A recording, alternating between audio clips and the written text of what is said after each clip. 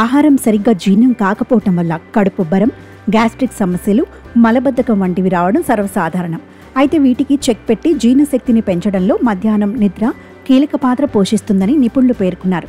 నిద్రలేమితో బాధపడుతున్న మధ్యాహ్నం కునుకు తీయటం వల్ల రాత్రి నిద్రకు ఎలాంటి అంతరాయం కలగదని, పైగా ఇది రాత్రి నిద్రను ప్రేరేపిస్తుందని నిపుణులు చెబుతున్నారు. ప్రయాణాలు చేసి అలసిపోయిన వారు, నిద్రలేమితో బాధపడుతున్న వారు, పండుగలు, ఫంక్షన్లతో తీరిక లేకుండా గడిపే వారికి మధ్యాహ్నం కునుకు మరింత స్వాంతన చేకూర్చుతుందంటున్నారు. మధ్యాహ్నం నిద్రపోవటం వల్ల చురుకుదనం, మానసిక స్థితి, జ్ఞాపక శక్తి మెరుగుపడతాయి. ఒత్తిడి తగ్గుతుందని స్లీప్ ఫౌండేషన్ పేర్కొంది. కొంతమంది ఉదయం వ్యాయామాలతో అలసిపోతుంటారు, మరికొందరు అనారోగ్య సమస్యలతో నీరసిస్తుంటారు.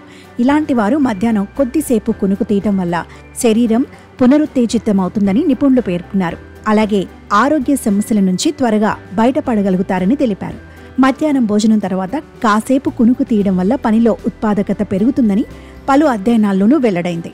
మధ్యాహ్నం నిద్రపోవటం వల్ల చాలా మంది రిఫ్రెష్ అవుతారని, శక్తిని తిరిగి పొందడానికి ఒక మార్గమని నేషనల్ స్లీప్ ఫౌండేషన్ పేర్కొంది. చేసే పనిలో సత్ఫలితాలు రావాలంటే దాన్ని సరైన పద్ధతిలో చేయడమూ ముఖ్యమే అని నిపుణులు అంటున్నారు.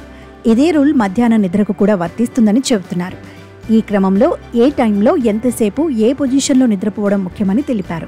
మధ్యాహ్నం భోజనం పూర్తయ్యాక 1 గంట నుంచి 3 గంటల్లోపు ఎప్పుడైనా నిద్రకు ఉపక్రమించవచ్చని నిపుణులు చెబుతున్నారు.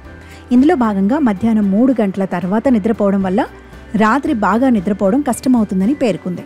అయితే పెద్దలకు 10 నుంచి 30 నిమిషాలు, చిన్నపిల్లలకు లేదా వృద్ధులకు, అనారోగ్యాలతో బాధపడుతున్న వారు 30 నుంచి 90 నిమిషాల నిద్ర సరిపోతుందని వివరించారు.